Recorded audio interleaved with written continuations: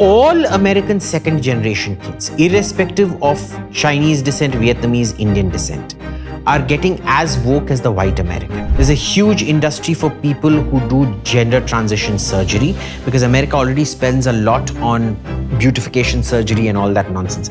These are such transparent scams and frauds. Companies need to understand that there is a pecking order.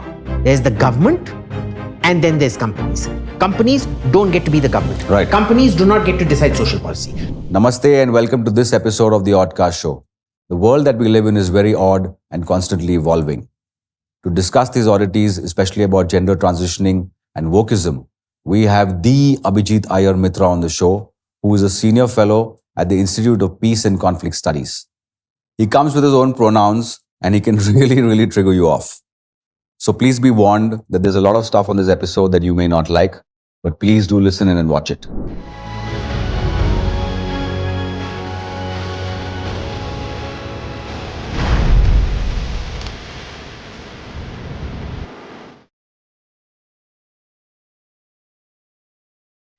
So I'm going to get straight to the point. You've transitioned from being a left winger to a right winger, from a communist to a capitalist. You've done all that. How many genders are there? Biologically, there are only two genders. All right. There is sexual dysmorphia, but there are only two genders. Dysmorphia is a genetic flaw. Mm-hmm. Flaw. Okay. There's no two opinions about it. It's a flaw. Okay. Now, It's a natural flaw. It's a natural flaw. Rare, but it happens. In the minds of certain mentally diseased people and certain capitalists, there are hundreds of genders. Even in Hindu mythology, I mean, see, in those days, we didn't classify gender and this thing. It's all about bhav. I feel like something, which is kind of this thing. But in biology, we were very clear there's only man and woman. But bhav mein, there are, in Hinduism, there are apparently 65, 66 genders. Okay? But biologically, there are only two genders. Period. Perfect. So where does this whole movement stem from? The movement that we're hearing about, transitioning, I'm transitioning to this, I'm transitioning to that. For example, I was in the US to drop my son off at Purdue. And, when we got there, we were made to fill out a form. And when we clicked on the form, it had, where the sex was asked, male, female, we thought it's going to be that. When we clicked it, the drop box showed us more than 200. And we were confused as to, we were asking ourselves that what is our son? And then we asked the guy there that what do we fill? And he said that, what are you? Are you a biological male? Are you born that way? And do you identify as that even now? And we said yes. She said then you have to click on cisgender male. And which is what we did. But then we saw all sorts of concoctions and, made up stuff over there. And we were wondering that, what is going on over here? So where has this all come from? So before we get to where this has come from, understand for all those categories to be included out there, some wanker, and I use that word advisedly, wanker, got paid anywhere between $80,000 to $100,000 per year to ensure all those nonsense things were on the application. Okay. Now, where this starts off is basically the USSR. Very advisedly, in the USSR, if you tried all this stuff, you were probably sent off to a gulag and shot. Okay. But they wanted to bring about, because, communism creates victims. It's an alliance of gripe. They'll find, there's this party which, you're wearing red. You hate blue. Okay, and you feel that this room, this setting oppresses him because there's nothing blue out here and he is an oppressed minority. Okay, there's you who hates the color purple.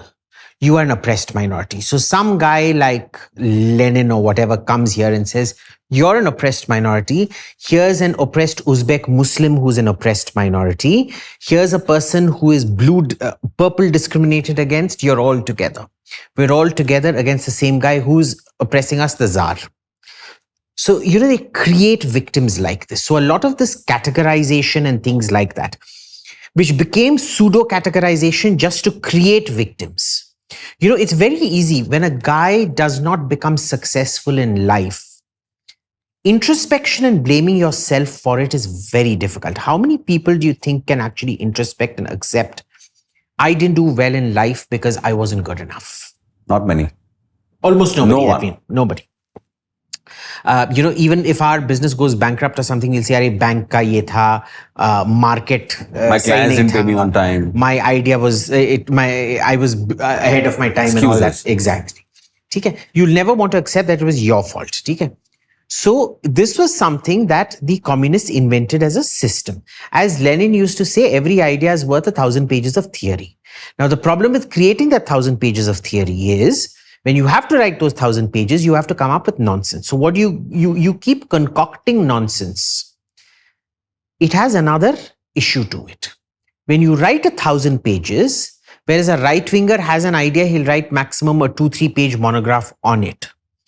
When you do a literature scan or review, there would have been 3 right-wingers who wrote a total of 15 pages, and there will be 15 left-wingers who have written 15,000 pages.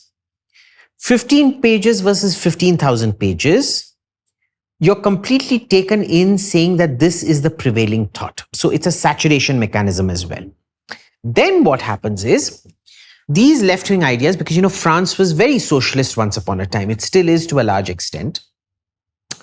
They decided sometime in the 60s, basically, this starts with Foucault. There were a bunch of pedophiles, essentially. They loved raping young kids. And what these pedophiles did was they used all this socialist theory to concoct nonsense to justify their own pedophilia, Foucault being one of them, of course. They were called the Sestin Outad. I don't know if my French is good, but it's the 60, the gang of 60 or 66, I forget what it is. But now, the French are very open to you saying what you want. They're not open to you actually going around and raping kids. You can talk about it. It's shock value and things like that. So, for example, Marquis de Sade, who wrote, if you read it today, it's like, what the hell is this? But in those days, it was so scandalous and so scary and all that nonsense. So, but he got convicted. He got thrown in jail because he actually acted on what he wrote. It was the same with these guys. They all ran off to America. Now, America mein, you know this better than me, anybody who comes from abroad, those sweet little American ladies and old men, they're like, "Oh my God, you're such a darling. You like hugging little boys. You like kissing little boys. Oh my God, that's so delicious." And they're like, "Oh my God, look at this sweet little French man. He's coming so nice. And they're so nice." And sure, they want to rape little kids, but I think it's French, that's what the French do. It's like French chips, like, you dip French chips in mayonnaise. It's like, French people, they rape little kids. That's what they do. It's like French onion soup, this kind of nonsense. So what they could not do in France, there were refugees from France, there were arrest warrants and things like that out for them. They go here and they're able to do things, because in America, what happens is, big, vast open spaces and things like that, you can get away with a lot of crap. And they used to do this crap, and they developed a whole sort of what Scientology is to religion, effectively. Ron L. Hubbard decides we're all Thetans, and what level Thetan are you? I don't even know what that is. So you can't be, if you have any dreams of Hollywood beta, you convert to Scientology. Otherwise, you're not going to have a career. Tom Cruise is a Scientologist. Tom Cruise is a Scientologist. So what happens is, you have to, they come up with this nonsense of wokeism and whatever. Now, it's very interesting. You see, what happens is, in the 80s, in the beginning, it does not take off. You remember, this wokeism is a very new phenomenon. Yeah, it's something that we hear now. And it comes about, curiously enough, only when our smartphones start up. Did you notice? It's completely synchronized and congruous to smartphones. There's a reason for it. Because what happens is, a human population, because of evolution, has been built so that maybe 1 to about 3, 4, maximum, some people say it's up to 7%, can be white collar professionals taking decisions, or, business requires decision taking and things like that. The remaining 97 to 93%, minimum 93%, maximum 98% are meant to be blue collar laborers because you worked in fields and farms, you worked in quarries and mines, etc., etc.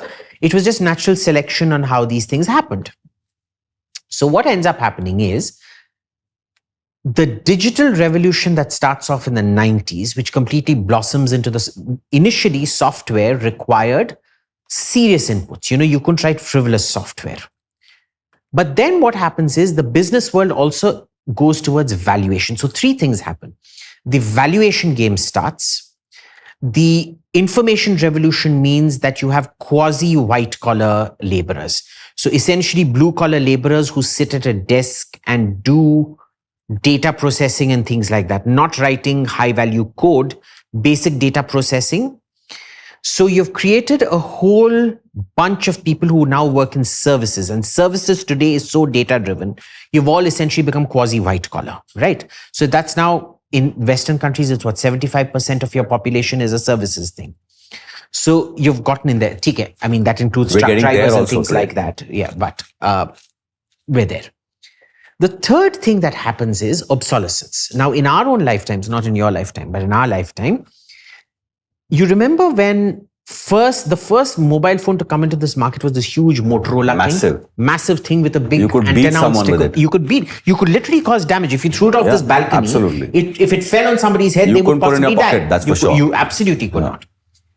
Then Nokia and Ericsson became the thing, and everybody was competing to have a Nokia or Ericsson. There'd only be two models or things like that. So it was like the done thing to get the new model. The replacement rate was once every 3 years or something like that. And in our own lifetimes, we've seen Nokia and Ericsson go bankrupt. They've ceased to exist as companies. Nokia was nothing. I still have a pair of Nokia boots from Finland. They don't fit me anymore, but they were made in the 1950s. I mean, I don't wear them, but I bought them at a thing because I was like, wow, I didn't know Nokia made boots, because they made rubber boots for the Finnish winters and things. And then they started going into phones. They created a huge company, which was probably the most recognizable brand when we were growing up. Absolutely. Mobile phone meant Nokia. Yeah. Full stop. Not even Ericsson. It meant It was Nokia. synonym for, Totally. And where is it today? It's finished. No, it's finished. Now, they wanted to stop this kind of obsolescence from happening because they realized that information revolution was so significant. The rates of obsolescence would be pat. Okay? And they could not deal with that. So what ended up happening was you have three things coming in. You have this sort of notion of wokeism, whatever. You have a population that is now quasi-white collar and fancies itself as this thing. They're not value creators or generators in any sense of that word, real value. And you have this thing where you've got to stave off obsolescence. Now, how do you stave off obsolescence? One of the ways of doing it is to create social tension, because a socially tense society does not innovate, which is why through most of our history, we did not innovate. It was industrialization, which brought a state that has a total monopoly on violence, well-organized, high-end states which control everything, which then brought about the end to the Inquisition and all these religious wars and things like that, and fostered an economy where lending could happen. Wars were contained to the peripheries and things like that. And you had the ability to innovate. That is what our last 200-300 years of is, which is why in the last 200-300 years, we've innovated more than we have in the last 3 million years of human history. Evolution. And in fact, in the last 20-30 years, we've probably innovated more than the previous 200-300 years, right? The pace is growing geometrically.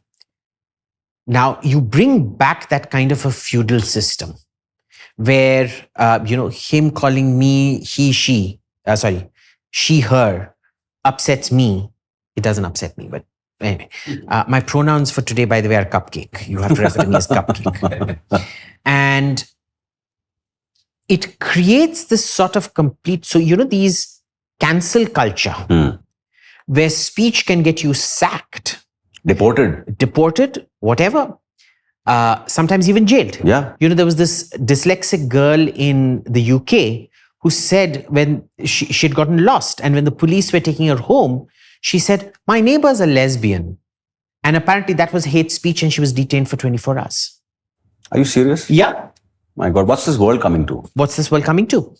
But understand the level of social control. Everybody who now works at a tech company, unless they conform to everything around them, their jobs are no longer safe. It's complete terror. In complete terror, no innovation can realistically happen. And what ends up happening is everybody's now invested in, because this valuation game that we spoke about, everything is a valuation. BlackRock created this, telling all these companies that, it's going to improve innovation because there's an untapped market of thought. You think they can't innovate, but they can. So they got in all these trans, LGBTQ, whatever. It led to zero profit, no increase in profit at all. And so they created this whole validation system of ESG rankings, which was all meant to validate your credit score to get credit and higher up valuations and things like that. So they created a whole ecosystem around it. The universities went along with it because his physics degree costs money.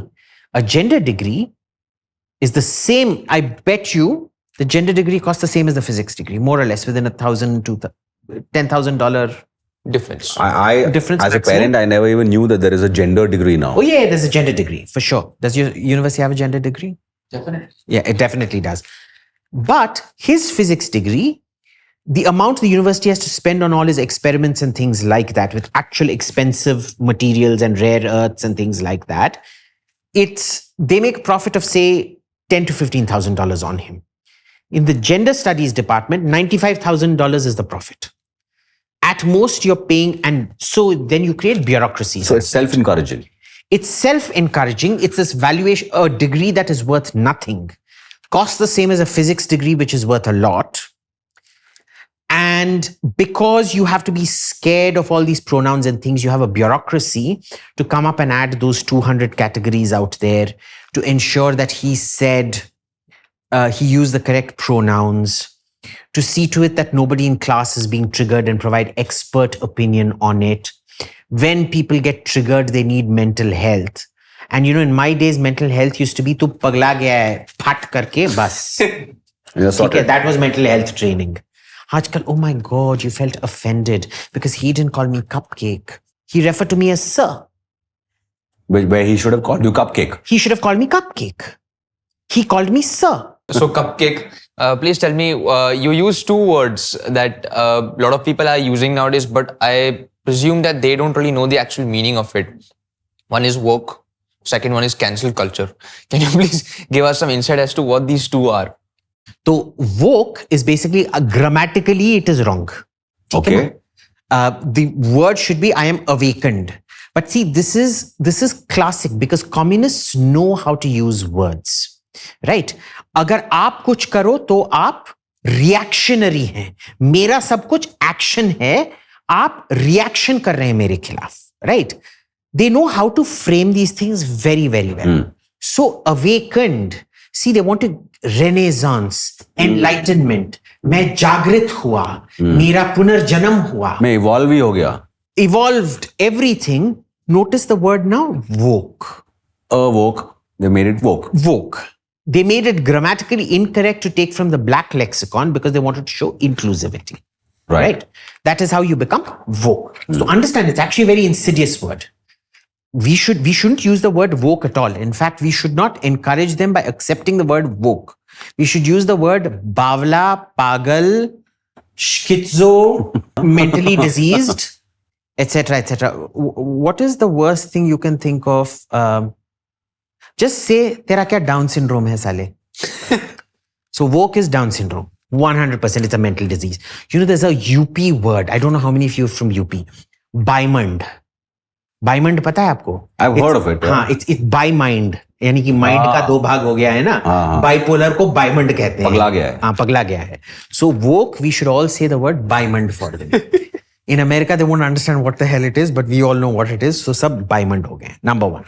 Cancel culture comes from what I talked to you about, the social control. The church used to exercise it. Remember, in India, we did not have blasphemy, we had sacrilege. That's very different things. Blasphemy is You can say whatever you want. But this space is sacred to me. You cannot come here and todify my murti or disrespect my temple physically.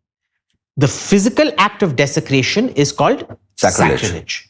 As opposed to blasphemy. Sure, we had laws for sacrilege. Blasphemy, tumko jo bolna hai, bol. We don't care. We don't care. I mean, this is a religion that believes, we've got three different streams. Nirishwarvad, Nastik, and Astik. Astik is if you believe in the Vedas. You don't need to believe, you can be a Nirishwarvad. You don't have to believe in God. Right. But if you believe in the Vedas, right. in which case your legitimacy comes from the Nasadiya Shukta, from the 10th book, you are then you are still counted as an Astik, but you classify as a Nirishwarvad. Nastik is you can believe in God, but if you don't believe in the Vedas, you are a Nastik. Okay? There are all these permutations and combinations that happen out there. Now, there, they felt the need for religious social control. Today, this cancel culture is exactly that. Pehle jaake tumko zinda jala dalte the, burn them at the stake. Or, the punishment in France for blasphemy used to be chopping off first of the left hand and double, agar dusri baar kiya to right hand also will get chopped off, etc., etc. Today, what they do is they cancel you out. They get you sacked from your job. You suffer. They can't come after you. They'll troll you. They troll you. But see, trolling is still fine because these are all, mental, you have hurt them mentally, they can hurt you mentally. But it translates into real consequences in the world that, your endorsements get cancelled. Your job, you're sacked from your job. They'll even see to it your wife gets sacked from the job and this and that and what. It's that bad. It's that bad. And it's encouraged by these big tech businesses. Why? Because it stalls innovation. Aap hi dekh lo. Since you love cars, I'm assuming. Do you remember the Mercedes, I forget W what it was, that came out in 1990? Mm-hmm. And in those days, it was all S, SEL and things like that. Right. This E-class, C-class, A-class that's all differentiation. now. Yeah. That's all now. Okay? Wo sometime mid-1990s. SEL, SL, CL, all that. Yeah. So the CEA classification then started somewhere in the late 90s, 96, 97, I think it was, when the first S-classes started coming out. As an S class, not the, there were lots of S classes before, but you know what I'm talking about, when the alphabetical classification started coming out. And you look at that S class to this S class today. Since the late 90s and early 2000s, very little has changed, right? It's much more acute in fighter generations. In fighters, for example, you look at fighters of the 40s, 1940s. They were completely obsolete by the 1950s. In fact, innovation became so rapid that a fighter produced in 1951 was obsolete by 1956. Okay? The 60s fighters made 50s fighters obsolete. The 70s ka fighters made all the rest look obsolete. But the fighters that came out in the 1990s, they are still flying today with under the skin modifications and things like that. Almost 35 years. So even in the technology cycle, we haven't had such a long... But my question here is that why would big tech companies be against innovation? Because they, like we discussed with Nokia, they don't want to go out of business. You see, they want to spend the least amount. It's all the valuation game, right? They want to spend the least amount on their boards. On actual innovation. And they want maximum return to profit for their investors. And how do you do that? You slow down the pace of innovation. And in spite of that, how is it that a company like Google that hasn't come up with a new product in the last 10, 12 years at least? A decade for sure. Minimum a decade. Okay? By 2013, we were using Google Maps and everything. After 2013, ek bhi product nikala hai? Nahin. How is Google more valuable than Boeing, yaar? How is it more valuable than Airbus? But this is, we should all be asking ourselves the question. And see, I believe in taking knowledge. I'm a typical Hindu in that sense कि left से भी अगर knowledge आता है, ले लो उसको. Why not? It's cherry picked. Everything is cherry picked. And this is where my most hated economist, Yanis Varoufakis, the fellow who was responsible for bankrupting Greece, their finance minister, makes a very important point that the modern economy is like the two of us. You're underage, you can't drink. Okay? But assume you're drinking beer. I know you drink beer. He actually does it. American college authorities note. We're drinking beer. We're taking a barrel of beer. Okay? I've got 1 rupee in my pocket. And he says, if you want, this is a Yanis Varoufakis example. And he says, we're getting thirsty. I want a drink. So like, no, Baba, this is meant for the bar. You can't drink this. But what if I pay for it? Sure, okay, then I'll give it to you. But I don't have any money. But do you have 1 rupee? I've got a 1 rupee coin. I'm like, okay, here, this is a debt, 1 rupee. You take it. So he takes 1 rupee and he gives it back to me. So he now owes me 1 rupee. I have now got back 1 rupee, which is notionally now become 2 rupees. And he drinks a cup of beer. Now we go another 1 kilometer and I am now feeling thirsty. So I need to drink. So I'm like, bhai, mere ko to peena hai. So he's like, bhai, main bhi iska co-owner hoon. So you have to pay 1 rupee. So I pay him 1 rupee. Now I've drunk another cup of beer. By the time we reach, the barrel is empty. There has been no additional. Actual value generation. Yeah.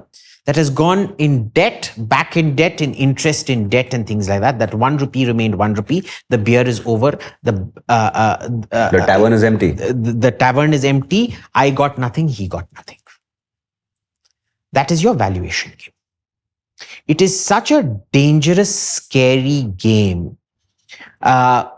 I'm just surprised. I mean, we're heading for a systems collapse because of this. Absolutely, because I see so many companies in India today. Yeah. Also, big companies that have got major valuations. Every day when I open the newspaper, that they have somehow managed to keep their operating losses less than what was in the previous quarter, as if that's a big achievement. So I don't understand what this is. As a proper businessman myself, who's worked hard and done so many things and physical brick and mortar businesses. Yeah. This just is something very, very strange to me. It's a complete scam. Yeah. Because, okay, see, cash, I totally accept that notional cash, which could be lent, a debt to equity ratio where the bank could lend to about 7 times its actual holdings. I accept the notional value of cash. I accept the notional value of debt given and this thing. The problem is at the end of it, you have to insist on a product. It can't be all infinite valuation, constantly something tangible, making loss. Right? Something tangible has to come out of it, right? इसमें कुछ tangible है ही नहीं. But you can keep sustaining it. If society remains in perpetual delusion, you can keep sustaining it. See, this is, you'll say, bhai, Louis Vuitton bag definitely doesn't cost the 50 lakhs. Well, not Louis Vuitton. Kya hai? Hermes. The Birkin, the Birkin. Birkin bag costs 50 lakhs. ठीक है? Entry level 50 lakhs का होगा. ठीक है? Now, you will say it doesn't cost more than $2,000, if at all that, to produce that. So how can it, so say 1 lakh, even say 2 lakhs to produce it, but how is it 50? Because there are people willing to buy it and therefore take the notional value. At least you've produced something worth 2 lakhs. It's tangible, it's physical, I can carry it, I can show it. But इसमें कुछ भी नहीं. There are people whose valuations have gone. Google, what are you giving us today for you to be worth that much? I mean, it's a product that runs itself, yaar. The algorithm is already written. तुम क्या कर रहे हो उसके ऊपर? Google Maps is a thing that's already done. अब उसके ऊपर करना क्या है? So they'll come up with street view. Street view क्या है? हमने जाके ये इधर से कैमरा लिया. भाई उससे मेरा क्या फायदा हुआ? Do you know anybody who's using street view? Do you know anybody who uses street view? I don't even use Google Maps. Well, I do, but street view कौन use करता है? They wasted so much money on it, और उनका valuation और भी बड़ा. Oh, and then you'll have these, sorry to use the word, but fellators, these press fellators, who will keep adding to this thing, saying, oh, such a major product, Street View, Google Street View. It's going to be the next thing, whatever, blah, blah, blah. And nobody uses. Next thing to what? That they don't have to say, na? Right. This is the next big thing. Bas. That's it. Bas. And it's over. See, these flash buzzwords, yeah. Buzzwords, ये बहुत चलता है. So they need cancel culture so that people don't question. And you incentivize enough people. Now, if I run an ESG program, I've incentivized the environmental activist lobby. I've incentivized the gender activist lobby. So when somebody calls out Google and says, and I give all these people lots of money. So one topic I'm genuinely interested in that you spoke about was the certain ways in which business is operating nowadays. Yeah. So this brings me to ask about Elon Musk. What do you think about his style versus what is actually happening? Is he any different? He's very different because he refuses to allow all this gender nonsense to percolate into his business. He's all about innovation, innovation, innovation. I disagree fundamentally with EVs. I think we will ultimately move to hydrogen. I think there are still some quite nagging issues with hydrogen, specifically with regards to storage, because it needs to be stored at cryogenic temperatures and things So we'll like have to have that, another which is- podcast with you on that. Yeah. So, but I think we're getting to that because, creation of hydrogen was so power intensive, it was deemed not environmentally friendly. Then some 3-4 years back, that problem was cracked. The way the Israelis cracked the desalination problem, which was a very difficult problem to crack, but they cracked it. We have now cracked the hydrogen production problem and made it extremely energy efficient, where the entire cycle actually makes sense. The storage problem has not yet been cracked. Okay? But I still think that's a good hydrogen is the direction we will ultimately end up going in, not biofuels, by the way. Biofuels, then, it becomes a question of, do you clear this forest to grow biofuels or food? Yeah. And the food versus fuel competition is a very, very dangerous thing. You don't want to go down there. It leads to more deforestation and things. Biofuels come from very nasty crops like sugarcane, which is one of the most destructive crops around, right? It's a horrible crop to have. So there are, I believe hydrogen will be the thing. I do not like EVs because, people don't realize those batteries have such extremely corrosive liquids in them. I'm a big nuclear fanatic because I work in nuclear. Mera dhanda hai, so I have to keep telling everybody. #nuclear is good, okay? Invest in nuclear power और मेरा भी पैसा बढ़ेगा उसके वजह से. Thank you. But nuclear में क्या होता है? If we power the whole of Pune today with a reactor, the net waste radioactive material you have to dispose of in about 10 to 15 years time would be less than the size of this table. That's it. Can be compacted into the size of this table and put into a isolation facility where it will lose its potency over 400-500 years. Okay? Is it dangerous? Of course. But EV liquid, if you take out those batteries and pour it on your hand, it will burn right through your hand, right? It's extremely corrosive as well. Why are you fine with corrosive EV battery liquid, but not with uranium, plutonium? Well, uranium is the main thing, but uranium, right? And it's so much of this material. Where are you gonna? When you get rid of it, because its potency come ho jata hai, right? Yeah. You can't recharge it or anything like that. Once it's done after 8 years, that's when Then it's gone. 8 years. Then it's gone. Where are you going to dispose of it? Because wherever you dispose of it is going to be a complete toxic poison zone, right? So but he brought up EVs to a point. I think the EV part of it has lost steam, but I think SpaceX has not lost steam. Okay. Right? So he is continuing an innovation. Where innovation has lost steam, you can see in terms of autonomous driving. He promised us autonomous driving 10 years back. We still haven't gotten there. I don't think Teslas have done a lot. But he's trying, no? Yeah. He's trying to deliver something tangible, which is an actual service that matters. Whatever he's delivering, he's talking entirely about tangibles. He's trying to achieve tangibles. And, I totally respect people who try to achieve tangibles and fail. That is an honorable failure. He's a real entrepreneur. He's a real entrepreneur. He's a real value creator. He's not a fraud like Google and Facebook and nonsense like that. But tell me something, Elon himself says, he tweets about it very regularly, and he really goes out of his way to diss the left, where he himself was a left winger. He was a left liberal. But we were all left He wingers. moved to this thing, and just like you. Yeah. When you are earning 2-3 crores a year based on spewing shit, Why would you? why wouldn't you? See, optimally, defecation is not something. Have you ever heard anybody go around saying, "यार आज मेरी बहुत अच्छी टट्टी हुई थी, कितना सुगंध आ रहा था उसमें से"? कोई नहीं बोलता है ना. Do you ever talk about bowel movements with your friends and family? No. No. Do any of your Papa will come to you in the morning and say, "Beta, din kaisa tha? School kaisa tha?" Has any father or mother ever come to their son and said, unless they're sick, unless they have diarrhea, and said, बेटा आज टट्टी कैसे किया? देखा तूने कि health ठीक था? सूंघा तूने कि खुशबू उसमें से गुलाब की खुशबू आ रही थी या यास्मीन की खुशबू आ रही थी? कोई नहीं बोलता है ना. Now, assume I start paying you 2 crores a year simply to blog and write and tweet about your own shit. आज मेरा टट्टी गुलाबी टट्टी निकला, वो पेल येलो कलर का था. कल मेरा टट्टी ब्राउन कलर का निकला और उसका खुशबू इतना अच्छा नहीं था. This is what's Will you happening. take the job? No, I mean it's free. I've got no innovation, nothing. I've got no mental work to do. Nothing, It's but I'm just paying, nothing, but I'm getting paying you paid. 2.5 crores. That's a lot of money. For 2.5 crores a year. I just want you. भाई मेरा इतना पैसा नहीं है, आपका ही पैसा मैं इसको दे रहा हूँ भाई. 2.5 crores a year.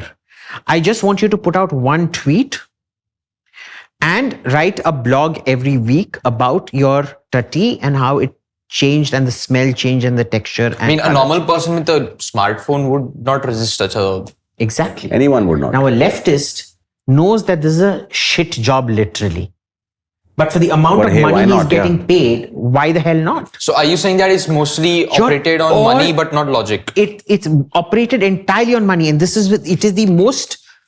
This shows you how capitalism and communism are totally compatible with each other. Entwined in this. They are regard. intertwined in this. Communist ideas, communist theory, communist theoreticians, completely funded by capitalism for purely capitalistic purposes. It is not, they are not funded. BLM, ESG, none of these are funded out of the goodness of anybody's heart. That whack job, what's her name? वो pagal Swedish girl, yaar. Oh, that Greta Thunberg. That thing. Yes, Greta. that creature. Mentally diseased. So how dare you, Mentally diseased creature. She's actually mentally diseased. You know that, no? She went to, because her teachers were pedophiles. They were not physical pedophiles. They were mental. There is such a thing as mental rape as well. They were mental pedophiles. They scared her that the world was ending tomorrow. The poor girl went into depression. And then her depression was weaponized to make money. Today, she's a multimillionaire who has weaponized mental illness. It's a great business idea. It's a fantastic business idea. So tell me one thing. Now tell me, every other person sitting here, do you remember वो Bajaj bulb का वो एक advertisement आता था? I think it was Bajaj bulb. You know, they go to a Jyotish and क्योंकि bulb ठीक नहीं है, वो very bright future madam, आपका बच्चा engineer बनेगा, बहुत अच्छा, शादी करोड़पति के बेटी से शादी करेगा. And then suddenly the tube light or bulb changes to Bajaj. No future at all. और मम्मी उसको जोर से झापड़ा मारती है. Yeah, I remember that ad. It's like that. अब मेरा बेटा एकदम नालायक है, यूजलेस है, इसका कोई फ्यूचर नहीं है. फिजिक्स में उसने बस 46, I don't know what He just pass passed, mark yeah. is, what 45, no? Yeah. 46 उसने स्कोर किया था, मैथमेटिक्स में उसने 46 स्कोर किया था, whatever. Suddenly, you have a victim narrative. You became like this because of, I don't know, you did not have LED lights in your house. LED lights are known to produce better students than old style tube lights. So you're a victim. And you've gone into depression because everybody's been telling you about it. You weaponize your depression. You become a motivational speaker. How did I come out of my depression born of this and that? And you've monetized. Boom. Okay, so I just want to hear your opinion on certain people my age, as in people in my generation, plus minus 5 years, who idolize people like Greta Thunberg. Because I'll tell you why. Because when I was in 8th grade, I was shown a certain TED talk on her talking about the world ending and climate change and all that. And everybody was in awe. Obviously, because that's the only thing we saw of her. But later on, as I grew up, I saw her tweets and I realized what is actually happening. What would you say to the one 13-year-old 8th grader who just saw that one TED talk and thinks she's like a goddess? आजकल it's illegal to slap your child, so माँ के हाथ का उल्टा थापड़ भी नहीं चलता है. पहले मैं उसके जाके मम्मी, वो एक बॉलीवुड का गाना है ना, अम्मा देख देख तेरा मुंडा बिगड़ा जाए, देख देख देख, मैं वो बोलता और मम्मी आके उल्टा हाथ का झापड़ा मारती. आजकल वो नहीं है. So what I would go up to this 13-year-old kid and say, you're mentally diseased, तू बायमंड है, सुधर जा. नहीं तो But फिर why? तू- Why is he नहीं तो mentally फिर तू रोड में जाके भीख मांगेगी. But why? तेरे से Why do कोई you say शादी नहीं that? करेगा क्योंकि तू सुंदर हो सकती है, पर जो तू भीख मांगते रहेगी तेरे घर में ना ही तो इलेक्ट्रिसिटी होगा, ना ही तो बात करने के लिए पानी होगा. तेरे से इतना बदबू आएगा कि कोई भी बंदा, अगर वो unless he is equally as much of a loser, will never marry you. ये जाके सीधा बोल. you'll be doing them a great act of kindness. But why do you say that? Like why? Because look, people are stupid. We are a culture which has, leaders are called leaders for a reason. No, they've capitalized on an opportunity, and leaders can be very diabolical. You know that Waco death cult. You remember the Waco massacre or whatever? It was this David Koresh and the cult branch Davidians or something The like Jonestown one. that. No, Waco in Texas. And he convinced this whole bunch of people that he was the Messiah or whatever. And 200 people died in that siege of Bill Clinton ke time. Right. That siege in Waco and things like that. There are people like that. There are people like Hitler who lead people to believe that, we can go around killing people left, right, and center, and the whole world belongs to us, and we should populate this. Greta Thunberg is one more in that thing. The thing is, she is mentally diseased. She has financially exploited her mental disease. I think Greta has now learnt what she's doing, but that doesn't make her any less mad. ठीक है? बाइमंड है, पागल है, स्किज़ो है, bipolar है. नहीं, ऐसे ही बात करना चाहिए बेटा, ऐसे ही बात करो. No, the thing is that we are also scared. Do not sugarcoat it. No, but When you see that 13-year-old girl, you say, I'm sorry, I do not associate with mentally diseased people. Mental disease is possibly infectious. no, but like you said, the reason why we can't say this openly is because we fear the backlash. In India, we can say this openly. But even in India now, it's coming in. I hear in universities, etc., and all that, these big campuses, big ones. कौन a lot of it is सी happening. Universities, ये बिगड़े हुए बाप के बिगड़े हुए बच्चे वाला यूनिवर्सिटीज होता है, where those kids are, see, have you noticed the chattering classes in India, the English speaking classes, they don't even believe they're living in Delhi or Bombay. They believe they're living in New York. Met Gala में जाते हैं. यार बस तो तुम्हारा Met Gala से क्या लेना देना? तू ना ही तो न्यूयॉर्क में रहता है, तेरा आंतिला तो इधर है ना. आंतिला फिर न्यूयॉर्क में जाके बनाया है क्या? तो काय का जा रहा है मेट गाला में? और मेट गाला में तेरे को क्या पता चला? मेट गाला में कुछ पता चला? कुछ नहीं पता चला ना. तो काय का जा रहा है उधर? है ये एक और अब नई कोई आई है, because she saw Neeta bhabhi's two big emerald, that 700 carat emerald and the 500 carat emerald, which apparently costs more than the entire GDP of Pakistan. वो देख लिया. So there's this some Telugu billionaire daughter from Hyderabad who decided she wanted to wear a 300 carat diamond, which she wanted to show off. And she got herself invited to the Met Gala. भाई Met Gala में क्यों? तुम्हारा ये फेमिना का miss world, miss India होता है, उसमें जाके दिखाओ ना. या तुम्हारा ये क्या होता है इधर, ये फिल्म फेयर अवार्ड, उसमें जाके दिखाओ. वो भी नहीं करेंगे. Met Gala में जाए. So they think they live in America. So this is a very sort of upper point. It's not even an upper 1% problem. It's an upper 0.05% problem in India. And universities are changing course. Look what happened in Ashoka. All the useless people were gotten rid of. They were all sacked one after the other. And now, because you know why? The parents complained. That's great. They're like, exactly. So the parents knew. The parents complained about it. I think it's the Indian parent. जैसे मोने बोला ना, mummy का उल्टा हाथ का झापड़ा. There's nothing like that to sort out any of these mental diseases. The parents complained with Ashoka. I think the parents need to complain with Jindal and set it on the right course.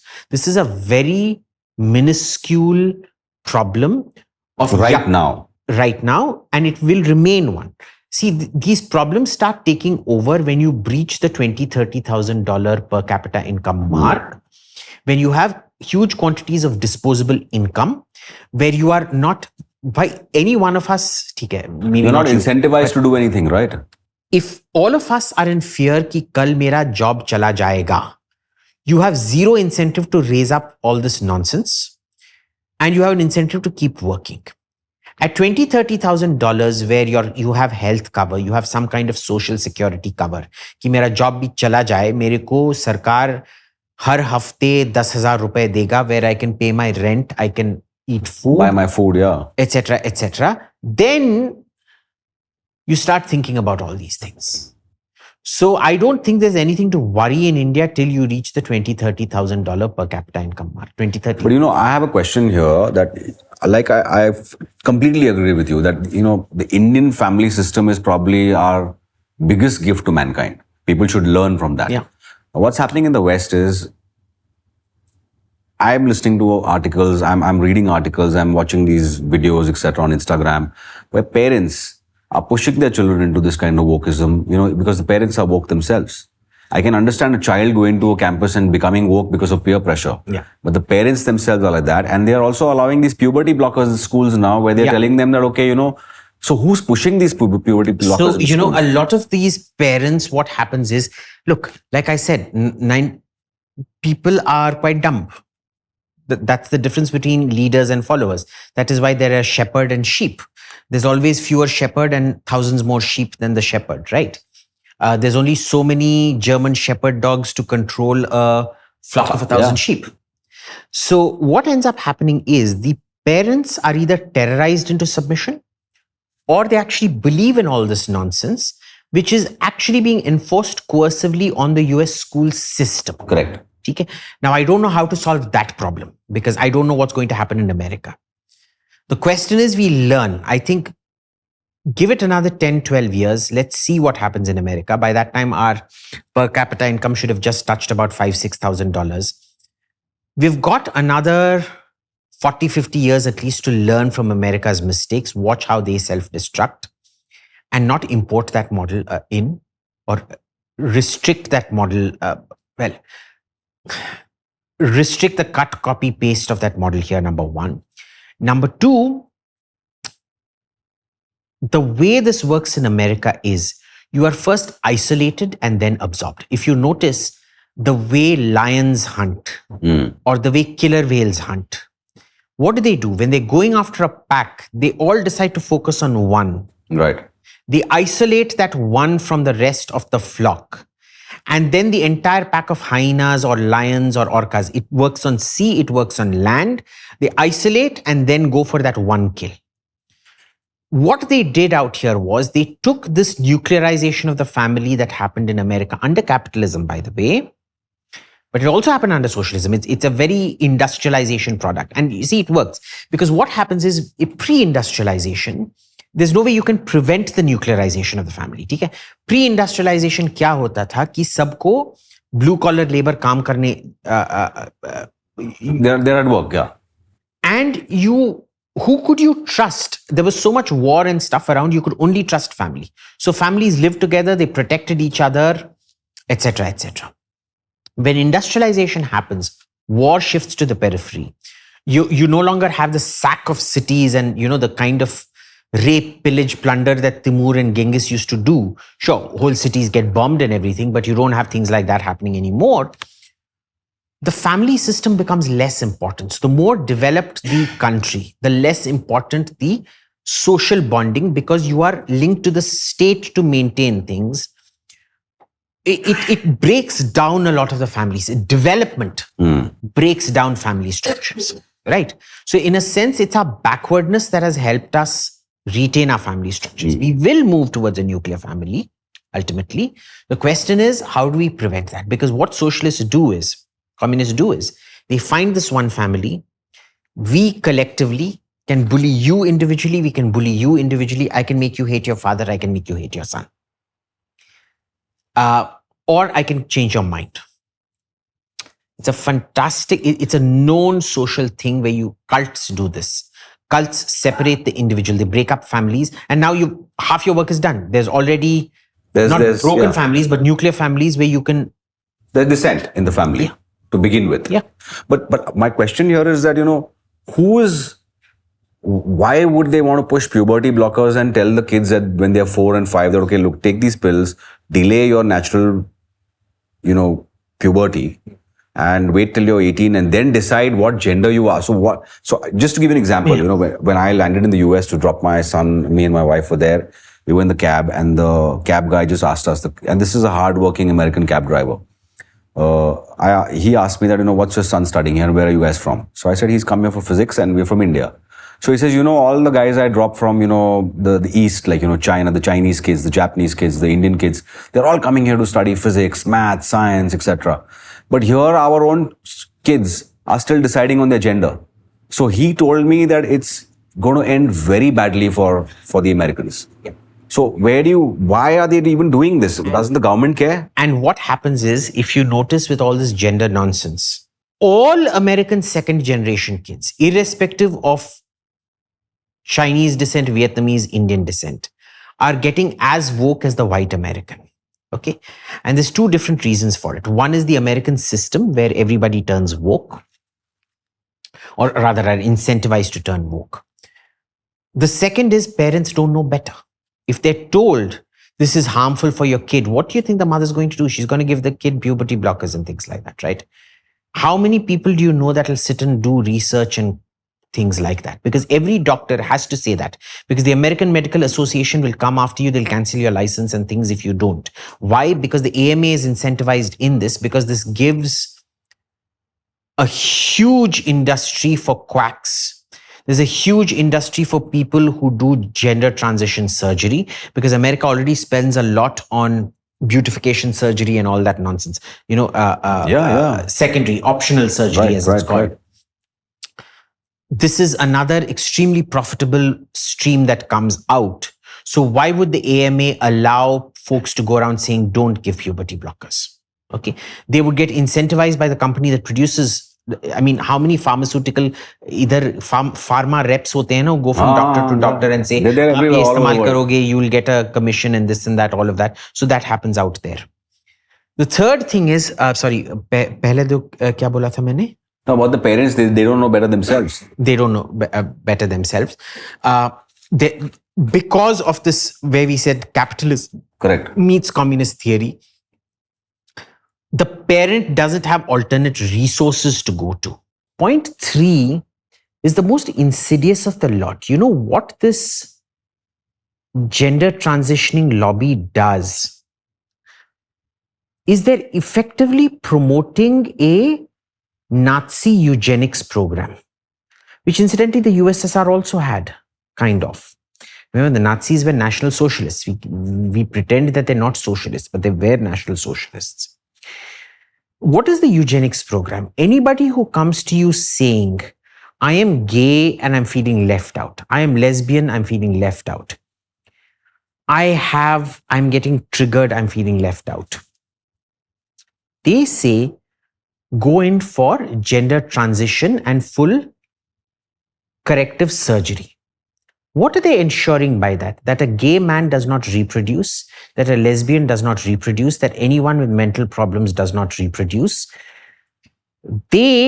What Hitler made uncool by gassing off mentally diseased people, they are doing the exact same thing, except they're not using a gas chamber.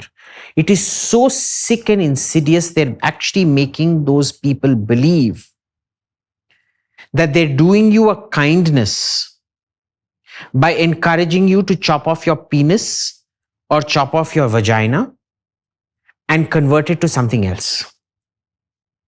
That is the level. I mean, these people are really, they are the most sick, diseased people who deserve to be in jail. But people are falling for it left, right and center there. What does that tell you? So this is the disease of capitalism. If there's money to be made in that, the system will support it. Right? This is why, we keep going back to the fields of Runnymede and where the Magna Carta was signed. Every Anglo-Saxon society holds up the Magna Carta as some great charter of freedom. It was the exact reverse. It set back workers' rights and peasant rights in England by some 200-300 years. Because what happened out there was, when the Black Death came, that's a different sequence. But anyway, idhar kya hua tha? Here, slowly the English peasant had managed to get all these rights, which the barons and nobles did not like. And so they forced King John onto the field of Runnymede to sign the Magna Carta to take back all those rights from the peasantry. Right? What you're seeing out here is just this. Capitalism has become so powerful They're able to completely hijack social policy because the AMA wants to make money from psychiatrists and gender surgery and shit like that, because companies want to prevent innovation. You've gone back to the time where it was the East India Company that ran the British government and not the other way around. You've gone back to the time where it was the nobles of the Holy Roman Empire that ran the emperorship and not the emperor. You've gone back to the time where it was the Praetorian Guard that controlled the Roman emperor, and any Roman emperor who disagreed with them was killed horribly. That's what they did to Trump because he was anti-woke and things like that, right? You are going back. This is an age of digital feudalism. We have gone back to these ultra powerful companies that now need to be crushed. These are rabid dogs that need to be put down. Imagine I'm a hardcore capitalist, I'm telling you this. Why? Because companies need to understand that there is a pecking order. There's the government and then there's companies. Companies don't get to be the government. Right. Companies do not get to decide social policy. Tum paisa banao aur chup raho. If your money making starts interfering in governance and things like that, you all need to be machine gunned. Okay? You do not get to shape policy. You can talk about regulatory policy and things like that, fine. You can talk about smoother processes and things like that. But where your entire social fabric and policy is being dictated by companies and not by the government, that's a very dangerous path to go down. You know what this has transitioned into right now? Speaking of gender transitioning, when I was in the US, I saw this video where this has manifested, this whole gender fluid that, I can identify as a hawk in the morning, then I can identify as a dustbin in the evening, I can identify as a broccoli in the night, I can identify as whatever I want. The whole door of absurdity has been opened. And where this is manifested into, which I saw, was that there is now a trans-abled movement where I saw this person where he talks about that just because he or she wanted the disabled parking slot in a mall, they identify as disabled, where they actually, the guy cut his arm off in his own home and said, now I'm transabled. I identify as a transabled person, so I need that just because I wanted that parking in the mall. It's become that diseased. And this is what I keep saying. It is so diseased. It's leading to real world consequences of physical mutilation without consequences for the people encouraging this kind of behavior. All right. And nobody will talk about it because what happens is the nexus between politician and industrialists in America is so deep.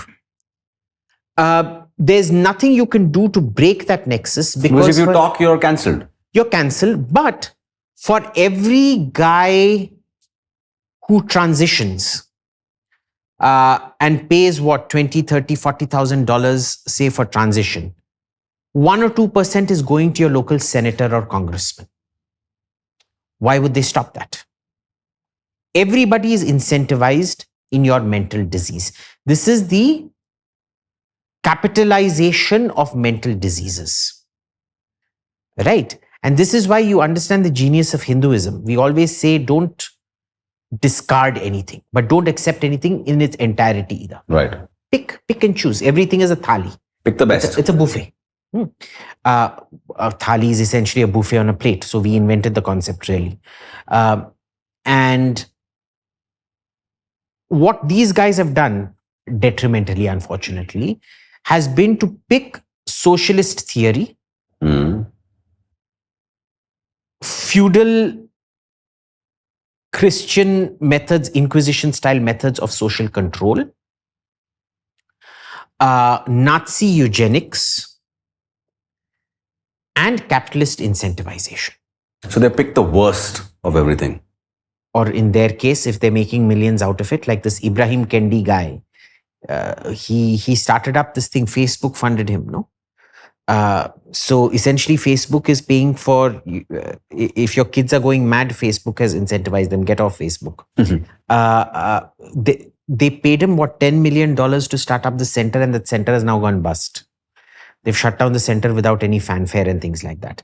This Black Lives Matter lady, she bought herself 3 houses in the Caribbean and whatnot. Do you remember that? Yeah, I heard about that. I read about that. Such a fraud organization it was, because all the statistics show you otherwise. But anyway, because black on black deaths are infinitely higher than black on white deaths. And yet they were saying Black lives matter for those criminals who were killing more black people than they were killing white people. So, and these are such transparent scams and frauds. Okay? It is so incentivized. But tell me, how is Black Lives Matter any different from, say, this woman who went, Theranos lady, Theranos lady got caught. You know why? Because she actually promised a product. She promised a real product which did not work out. What about BlackRock? BlackRock promised you that LGBTQ woke inclusivity would deliver more profits. Has anybody from BlackRock gone to jail? Because you see, it's fantastic. If you promise a product, real value addition, and don't deliver, you go to jail. If you promise some airy-fairy thing, beta, you will attain moksha if you lick my feet. Chato. Chato? Tumko moksha milega, beta. Aao, chato. Aao, chato. Now, you won't know till he dies if he attained moksha or not. Nobody will know. And even at that after point, that. At that point, who will come and... how do you measure it? How do you measure it? I can say he attained moksha. Yeah. So wait, does that mean that if I'm a minor in the US and let's just say I'm 17 for argument purpose, and I decide that I want to drink alcohol, which is a 21 age limit. So can I identify as a 21-year-old and go and... You know what? This is a really interesting... You need to do this in real life. I want you to walk into a liquor store and say, I identify as 20. Here's my card. It says 19, but I identify as a 70-year-old grandmother who's experiencing late-stage menopause. Okay. And in order for me to get over my menopause, I need to drink. And if they don't, I want you to threaten to call your college inclusivity officers and things like that, saying that you're being discriminated. I really want you to try that. Okay. I just try it. Just try it as a social experiment. Okay. And see what happens. I bet you'll walk out of there with alcohol in your hand. Without getting arrested. Without getting arrested. But, the other thing is, I mean, I just can't get over the way this thing has popped up in the last 10, 12 years. And there are two cases that, that really, really come to my mind. One is Leah Thomas. It was a guy who suddenly decided this guy, a female swimming champion. Yeah, this guy was, ranked in the top 300 in the men's swimming competitions in the US in college level. And he suddenly decided that I'll identify as a woman and, everyone's going to support me, which they did. And they allowed him to participate in the women's swimming competitions. And he won all of them and he smashed all their records. All. Despite not having carried out the necessary body modifications. Yeah, he still had a penis. He still has a penis, yeah. And he went and swam and he won smashed all the records. He's now the #1 women's college swimmer. And, he's in the changing rooms with them. And the people who came second and third, the actual women, they've come out crying and they are seeking mental help right now. And they're talking about it by saying that, look, we practiced our asses off to come here and to do this. And now we are put up against a biological male who smashed us. Yes. And the second case that came to my mind recently is in Europe, where I just read in the paper the other day that Miss Netherlands was the person crowned as Miss Netherlands was a guy. So what is this going on? Why even call it Miss Universe then? But see, you're looking at it from this angle. Look at it from the financial angle.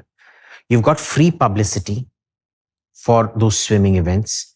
People will rock up to those swimming events just to see this man turned woman just for curiosity value. Like most people who have listened to Lady Gaga or this Amy Winehouse or whatever, they'd be like, yaar, kaun sa music hai, theek hai. They just show that because, celebrity aaya hai, sab chalo, dekhne. Number 1. Number 2, because of the cases that number 2, number 3, number 4, number 5 have put in, you've had a whole bunch of lawyers who have now been incentivized to fight these cases. Next, what has happened is that you've had both sides, the lawyers on both sides have profited from this enormously. The next person that's profited from all of this is your this thing. क्या कहते हैं? The doctors who now, both the real doctors who have to give those poor girls psychological counseling and the quack doctor who has to treat Leah Thomas for feeling ostracized. You see? So, you are looking at it purely from an angle of what the hell is happening. If you're a capitalist, you're looking here and saying this one incident has created an economy of at least 7 to 8 million US dollars overnight. It's a profit center for me. It's a complete profit center. Put more men in. Okay. Now, we need to remember, what is the only real difference between a man and a woman?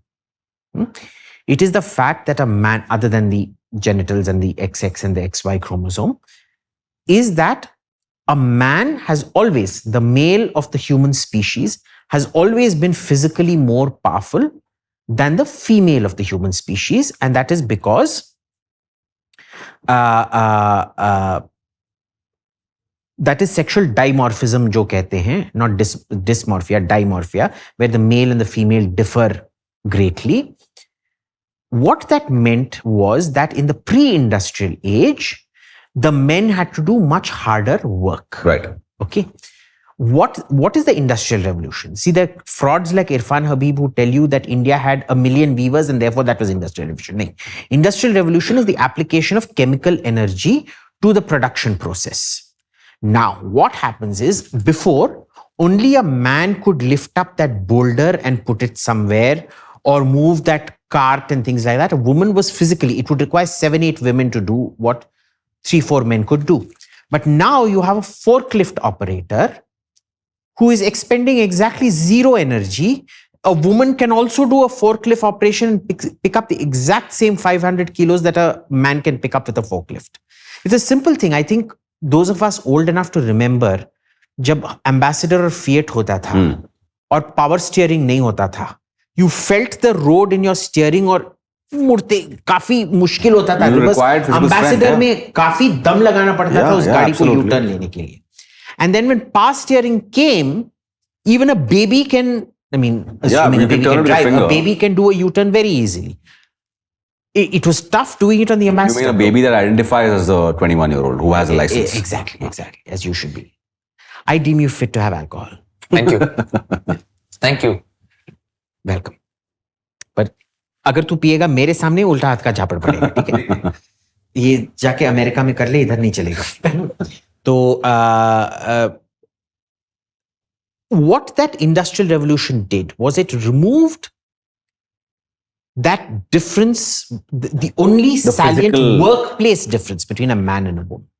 It did not negate the biology that a woman gives birth, a man does not, and of the XX and the XY chromosomes. So triggering. Are you people triggered? Then go jump off a cliff. Or there must be phenol in the bathroom, go drink that. I don't know, phenol se marte hain log? I've never tried it. Try it. This is what's happened so far. And it's entirely negating. Women's rights was a natural process at that point. Because, then when men went off to the First and Second World Wars, women had to man the factories. Before, women could not do those jobs, even if they wanted to. Because it was a physical production process. It wasn't it was not easy. It was tough. Yeah, it wasn't mechanized, right? And so women's rights evolved naturally from there. Okay? Today, you want to use all of this to negate all those gains of women's rights that they've achieved over the last 150 years. So understand, it's a Nazi program, it's a Nazi eugenics program to eliminate homosexuals, to eliminate lesbians, to eliminate the physically disabled people, to eliminate mentally weak people. It is also a hyper-patriarchal, toxic masculine program to put women out of any job earning opportunities. But tell me something, then where are the feminists when Leah Thomas took to the pool? Terrorized. See, you have the only feminist who's speaking up about this is J.K. Rowling. She's uncancelable. Even that little shit who owes his career to her, who was Harry Potter. Kya naam hai uska? Or the guy who acted as Harry Daniel Potter. Radcliffe. Daniel Radcliffe. Do Kaudi ka actor hasn't made a success of anything. His only success was this thing. He's also, oh my God, I'm woke, blah, blah, nonsense. Good. His career is going nowhere. Excellent. I want him to fail spectacularly. J.K. Rowling has reached that post where she's uncancelable. Most people are not like that. They're so terrified now of losing their jobs. They're not going to speak about it at all. People don't realize the kind of... It's not a police state in the sense the government will punish you, but it is a police state in the sense that Society will punish you. because corporations have taken away so much power from the state,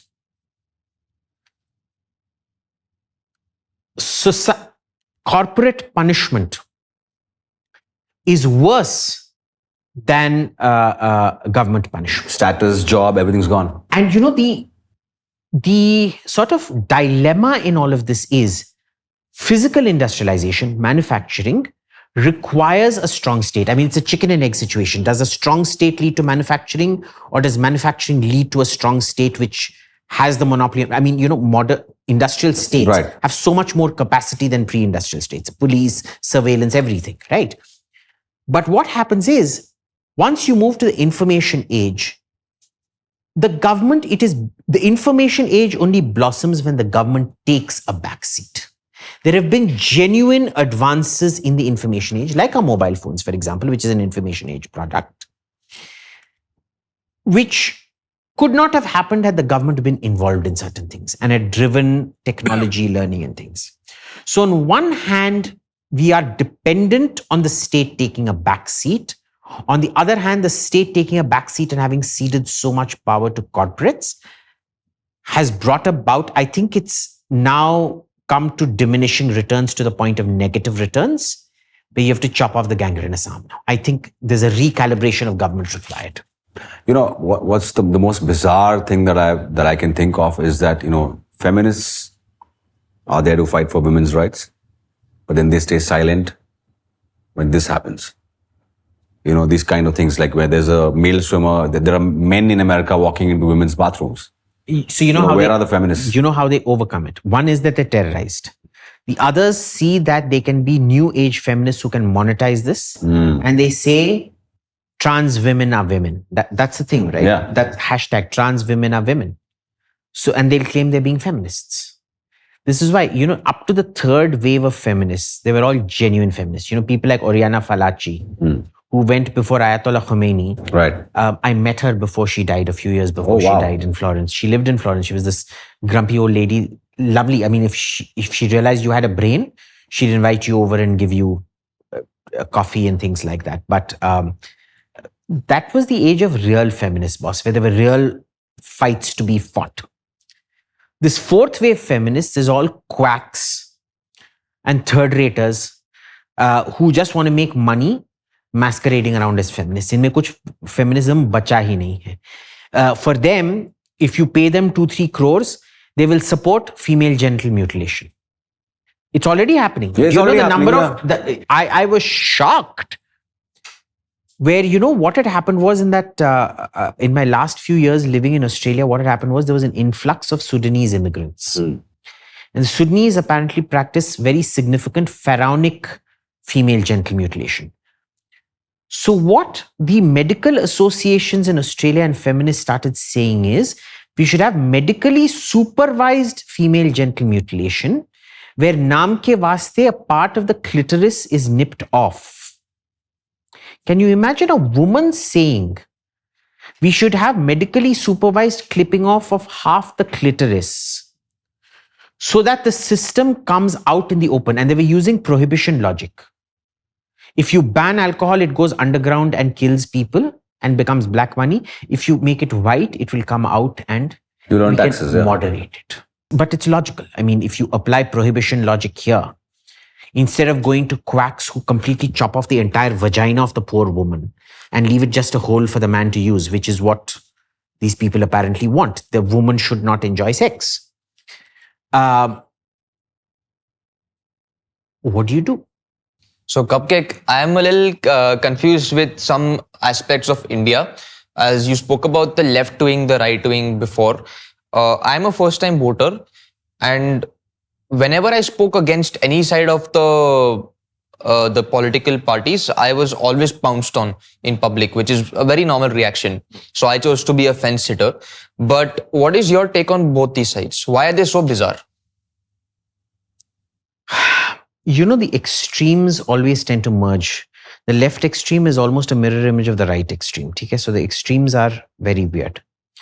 The difference is the right extreme are in your face ghonchus. Like you look at them, you're like, bhai bawla hai, tu thoda pagal hai, etc. The left hide it in verbal sophistry. They will come up with 100 ways of, theorizing and intellectualizing their stupidity. Have you read Mao's Red Book? No. Okay.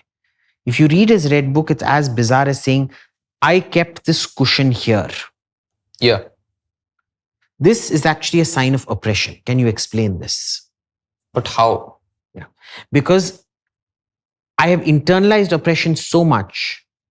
I put something red on top of something white, which then had the 4 legs to stand on. This sofa has 4 legs. Hinduism has 4 jatis. Brahman, Shudra, Vaishya, Kshatriya.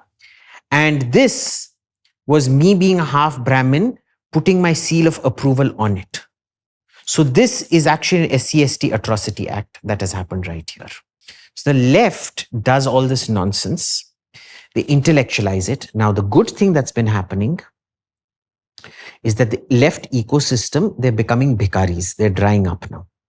There's nobody to pay for their nonsense. So we are not doing in America, you have to disincentivize it, decapitalize the left. Because that's their economy. Here we have managed to do it. Why? Because it is the average Ram Sham Ganesh on the road, which these intellectuals will say, "Arey, ye WhatsApp group, WhatsApp university ka graduate hai." It is those ordinary people. It is the fruit vendor, the cart puller and things like that who have brains enough to say ki, see, they are the little kid. All the Vidvans could not say ki the emperor had no clothes. It is your cart puller, your vegetable vendor, etc. Your rickshaw guy, they are the everyone, ones. Your yeah. rickshaw guy, who has basically said, Maharaj Nange hai. They are the ones that have taught all these so-called intellectuals a lesson and unko kangal kar diya hai. Why do you think they hate Modi so much? Because uska bhanda phoot gaya hai. Their source of income is now finished. Okay. So I'm very happy with India. In that sense, no matter how much control the left manages to gain, the average Indian voter till they hit the $20,000-$30,000 per capita income mark, the average Indian voter will always be smarter. He'll see through it.